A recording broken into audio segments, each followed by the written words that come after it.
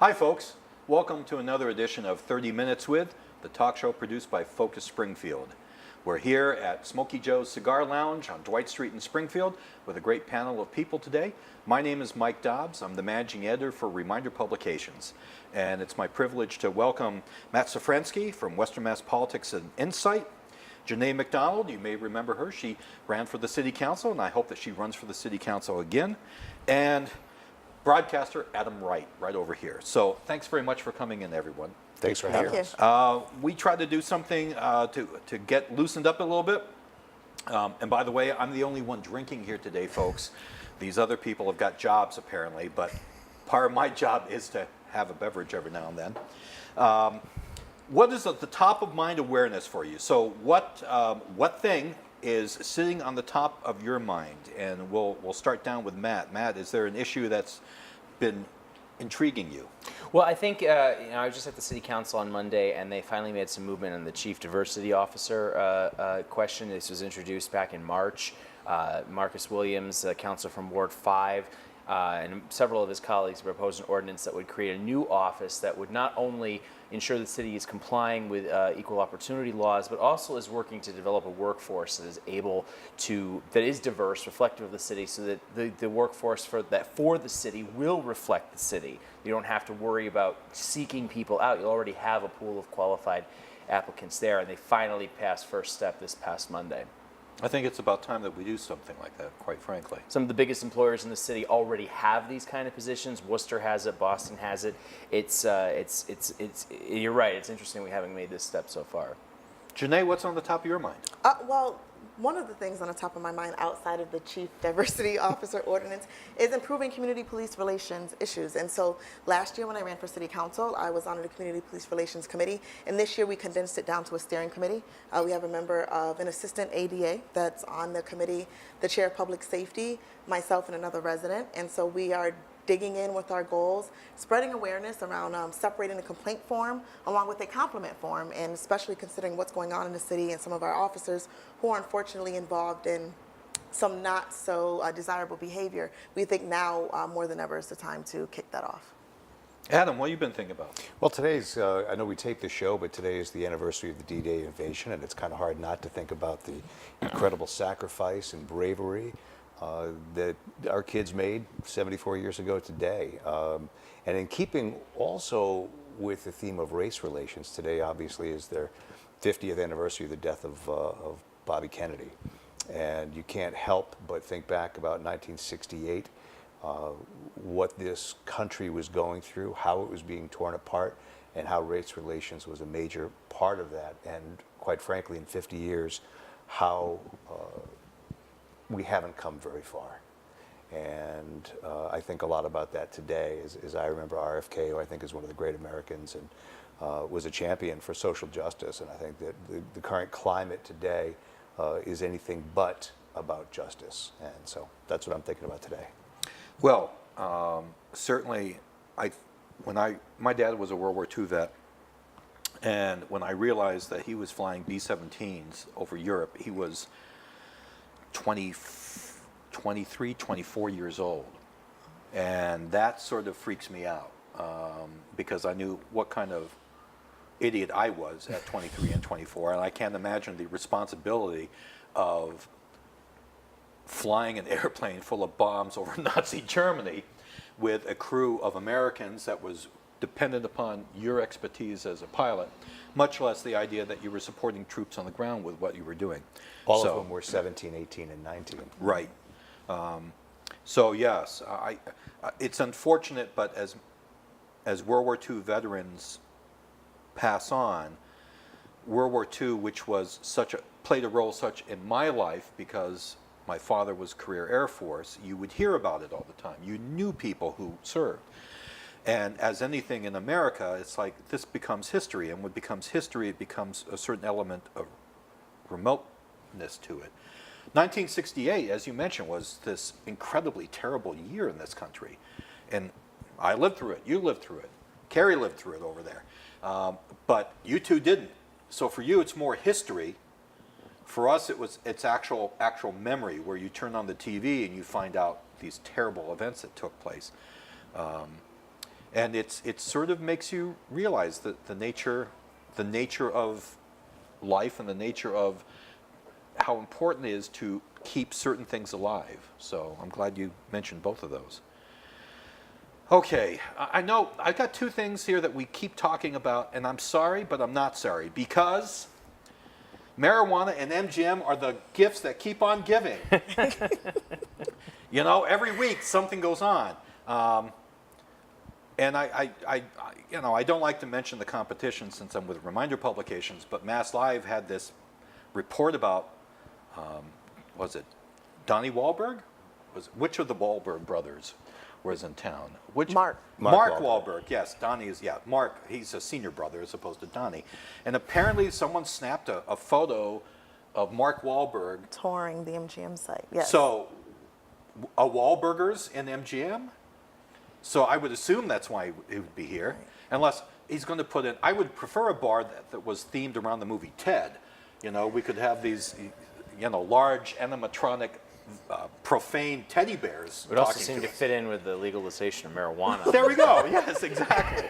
So let me just say, I don't know what's going to happen if we're going to have a Wahlburgers, but I do know. The handwriting is on the wall that we're going to see an extension of 4 a.m. liquor sales. The city council did their approval. Certain media, which I won't mention who, made it as if this was like the final thing. This is not the final thing. It's a very preliminary thing for the city council to approve it. It has to go to the State Gaming Commission and to the ABCC, and they're going to massage this thing as well. So, Jynae, Yes. serving booze till 4 a.m. in Springfield, is this a good thing or a bad thing? So- and granted, you have to keep playing a machine to get that alcohol. Right. So I have a few concerns for that. I have concerns for the surrounding businesses. And what does that mean? Does it mean that maybe people are going to start their night out at a place like Smokey Joe's for a drink and then look at the casino as an afterthought? They want to, keep enjoying themselves? Or does it mean that surrounding bars lose business? But the mother in me thinks about something totally different. If we have people out later than 2 a.m. drinking, and they're not leaving until 4 a.m. or they're being served alcohol until 4 a.m., are we having people that are out on the roads driving and coming into the peak time that our young children are actually getting on the bus and traveling and people are going to work? So that's really a concern Sure. for me. And what does that do for the social scene, not just downtown, but in other parts of the city if we have an establishment that's open and serving alcohol until 4 a.m.?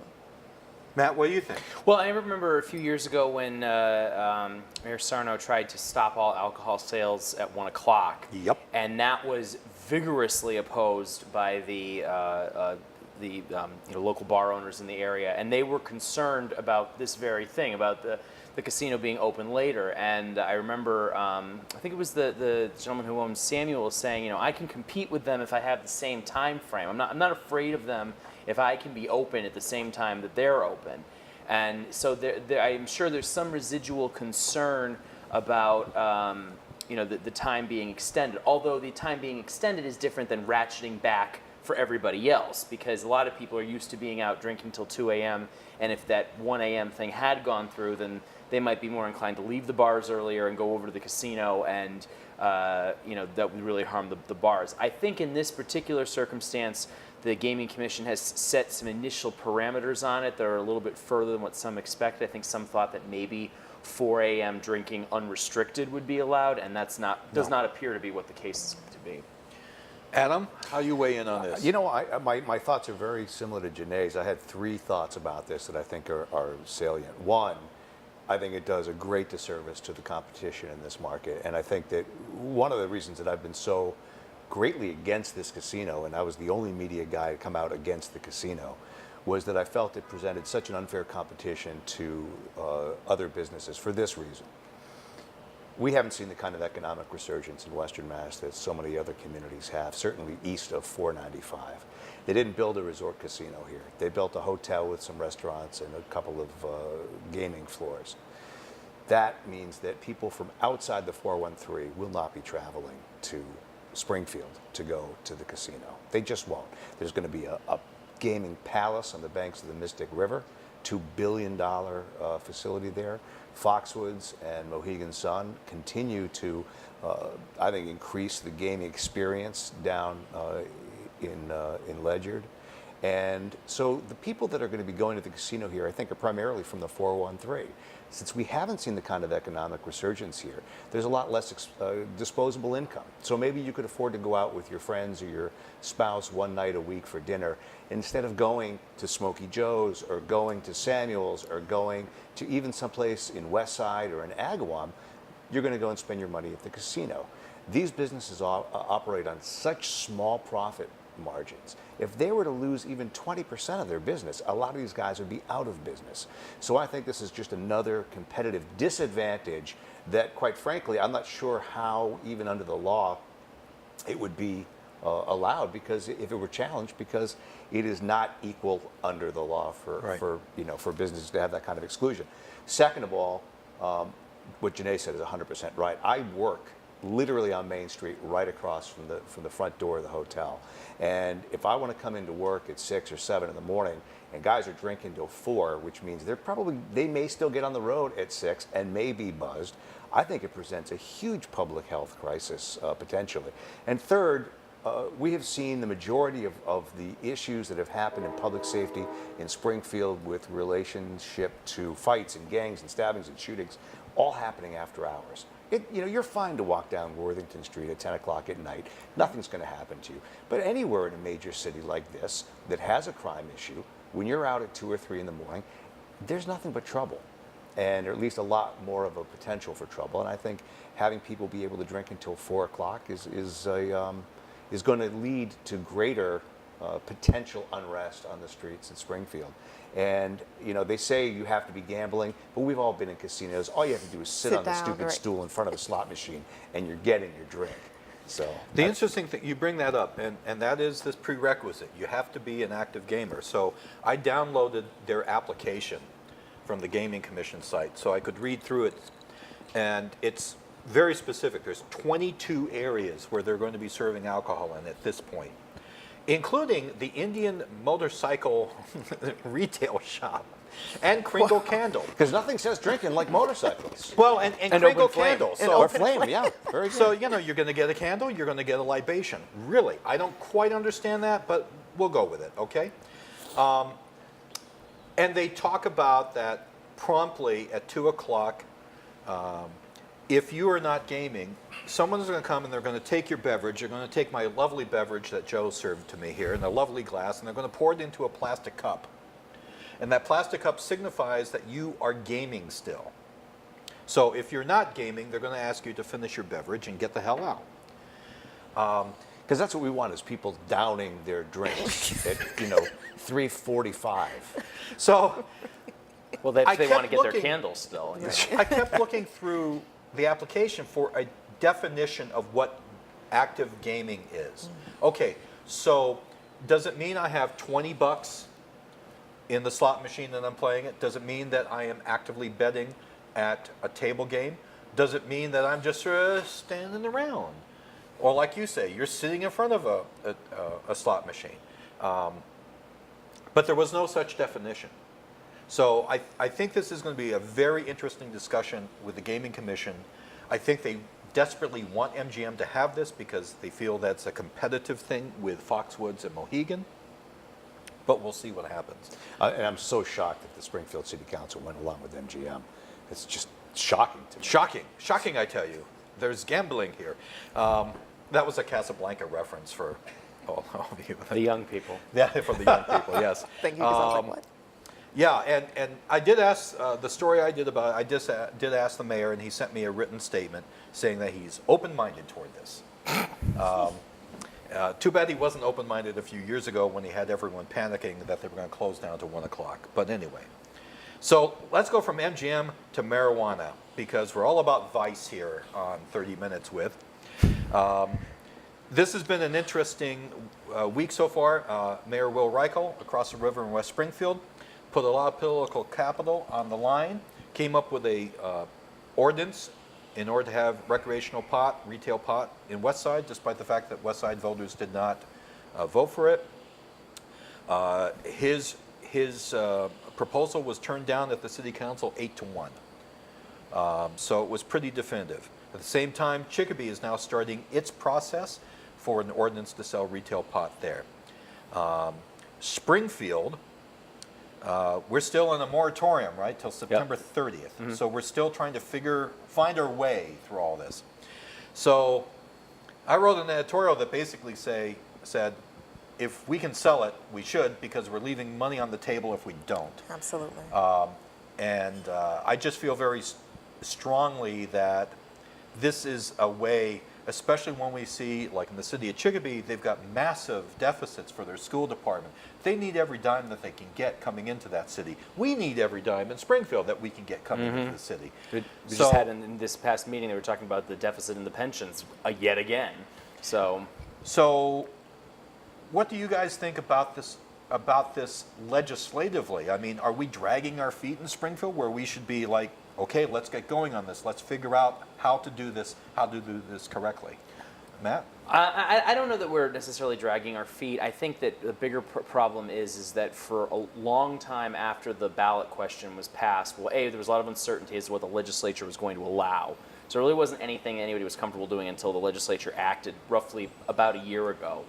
And the other side of it is, they knew they wanted to have more time to craft their own ordinance, so they wanted to give themselves an extra 3 months, which was a lot less than what some people wanted. There was a push for there to be, I think it was like 6 or 9 months or even up to a year, and the most, supporters of this, particularly, I found like a lot of ward councilors were like, we can't hold this up forever, so they pushed back on that.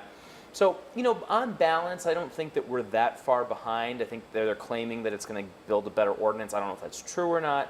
But, I think the Cannabis Commission has also indicated that they see a lot of the openings as being like a rolling wave of openings. So if we're not in that first wave, I don't know that we're going to necessarily lose out that much. Jynae, what do you think? Well, so I wouldn't say we're quite dragging our feet because it seems that we're still ahead of our surrounding towns, West Springfield and Chicopee. But the one thing that I keep thinking about when we're talking about drafting the ordinance and if there's going to be some sort of local taxes, what's going to stop people from purchasing on the street, right? And when we add up, state tax, local tax, or however they write this ordinance, it may, and what it appears to, may actually generate some income for the city and for our public departments and things like that. But then what's going to stop someone who I can get away with maybe paying 17% less for buying it off the street versus walking into a store? And then what is that going to do as far as our crime rate and things like that go? Are we going to see an influx on street crime for basic low-level things like marijuana because I simply don't want to pay more to go inside of a dispensary? So those are the type of things when they're talking about drafting an ordinance and how taxing and things like that are going to work. That's where my concern really lies. But I think that Springfield is doing fairly decent with its timing, and like I said, we're still ahead of our surrounding towns. It's interesting. In Chicopee, they have narrowed it down to 4 retailers. They said it's 20% of the package stores, the number of package stores in the city. So that's their formula to try to determine, with Chicopee being a city of 55,000. So the interesting question is we're closer to 154,000 people, so how many retail outlets should we have here? Should we do the same thing? Should we say it's 20% of the number of package stores that we have? We have a lot of those too. Yeah. What do you think, Adam? Well, as a West Springfield resident, I was really disappointed to see that thing went down because I think we do need some tax relief in West Springfield. We've got very high taxes in West Springfield, and I think that it's very short-sighted. That being said, I also think that the entire state has been dragging their feet. How long ago was medical marijuana approved, and we have just finally gone online with the first dispensary in Hampden County, in Holyoke, that just opened a couple weeks ago, it seems. So I think the state has been very lax at really compelling legislation to be able to, or regulations to be able to move this forward. The biggest thing I think is the hypocrisy, and I think it's a general lack of understanding about what marijuana is. I don't smoke pot, but I think that but I have, and I think that it's there is a true hypocrisy for people who look at pot and alcohol differently. They have no problem putting a package store in West Springfield, multiple package stores in West Springfield. They just had Costco went online to be able to sell booze, so now they're competing with Table and Vine and all the small mom and pops in town. And the fact that people are now holding it back because they're afraid of the consequences of a recreational pot shop is absurd. and it just belies a lack of understanding. And the bigger issue is that I don't think it's being taxed enough. I think if we had more than a 6% tax in West Side, there could be a greater revenue projection that people may have thought a little bit differently about it. I think also that, I mean, this doesn't apply in Springfield, but it certainly applies in West Springfield. There's also a misunderstanding about what the change in law meant. Mayor Reichelt talked about how this doesn't make marijuana illegal in West Springfield, it just means you can't sell it here. Right. And I think a lot of people are going to be very surprised in towns like West Springfield when they smell marijuana on the streets because they thought they banned it. No, you didn't ban it, you just banned sales of it. So we guess we won't have that problem in Springfield. He really put a full court press on his efforts to try to change people's minds, and it's all about that tax revenue that could be generated by this. I really hope here in Springfield we work something out so we can actually get some benefit. Tying it into MGM, I'm thinking our biggest problem is that we're not talking about cannabis lounges, and we should talk about cannabis lounges because if we do attract people to MGM from other states, I haven't drank the Kool-Aid. I really think that MGM is going to keep as many people there as much as they can. They're not going to say, gee, would you like that nice German restaurant down the street? We're going to give directions. Do you want to smoke a cigar? You got to come up here to Smokey Joe's. No, they're not going to say that stuff. They're going to keep people there. But if we had a cannabis lounge within walking distance of MGM, there are going to be people as part of their tourism activities who are going to go and they're going to enjoy. And that would actually be an advantage that we would have over Connecticut right now because they still haven't legalized marijuana. I mean, I don't know if the tribes have some autonomy on that, but right now, I don't know how much more MGM is going to be able to offer over Mohegan and Foxwoods and their satellite effort in East Windsor. So, and, I think to your point though, Mike, I think pot's a greater attraction than gaming is going to be for people outside of this area. Hey, listen, Colorado's had a lot of marijuana tourism. Sure. Right, So, one of my problems with our government in Massachusetts is we constantly want to reinvent the wheel. No, look west, young man, and take a look at what Colorado has done, and we need a piece of that because our schools are suffering. We need more money. I hate to say it. So, and marijuana may be the way to get it. I love when Springfield gets national publicity for something positive. We've gotten a lot of national publicity lately, and it's because we have supposedly a serial killer here again. And I'm not sure if whoever committed those crimes is considered a serial killer at just 3. There's been this discussion I've read online that serial killers aren't serial killers unless they do at least 4 people. So obviously he wasn't trying hard enough, and that's a terrible joke. But the bottom line is we've gotten all of this negative press, national negative press, about this. And somehow I don't want to sound too jaded, but I don't think murder is necessarily a national story, considering what goes on in this country and what continues to go on in this country. I think we have issues that are far greater than that. Now, maybe I'm just being an old cynical journalist, but and no disrespect to the victims or anything like that. I mean, this is an incredible tragedy, an incredibly terrible thing, and it's scary. But at the same time, I'm wondering why it warrants the national press that we've gotten. Yeah, well, I agree with you, and I think unfortunately it does sound jaded. But the reality of it is that when you have somebody that can walk into a school and murder 17 kids or 22 kids, 3 dead bodies in Springfield, although it may make national news because of the salaciousness of them all being in one place, is not going to rise to the level of some of these other issues. And if those aren't, I mean, think about the latest Texas school shootings. You heard about it for a day, and then it was gone. And the perspective of the public when it comes to news, I think, is been greatly altered, and not for the positive. Granted, it's not good. I certainly don't think. I keep coming back to the 60 Minutes story that they did a few years ago, where they were talking about gangs riding around with AK-47 strapped to their backs on motorcycles on 60 Minutes, and clearly that was not a very good. They did not paint our city in a very good light. Right. I think this is just run-of-the-mill murder these days, and although it made the national news, I don't think it reflects necessarily badly on Springfield. I think we have certainly greater issues to worry about on a daily basis here. Jynae? I think what more, one, I was shocked to open up other media outlets and see the story there. And I was like, whoa, this is making national news. But I think what is more bothersome is the fact that a couple of these women were missing, and that didn't make national news, right? And Or even local. Or even local. And Right. none of us knew. And outside of their family pressing the issue on social media, none of this, how could we have prevented this? And what does it say about our local law enforcement and how they handle things like that? And what can we do to improve that? I think that was very shocking for me.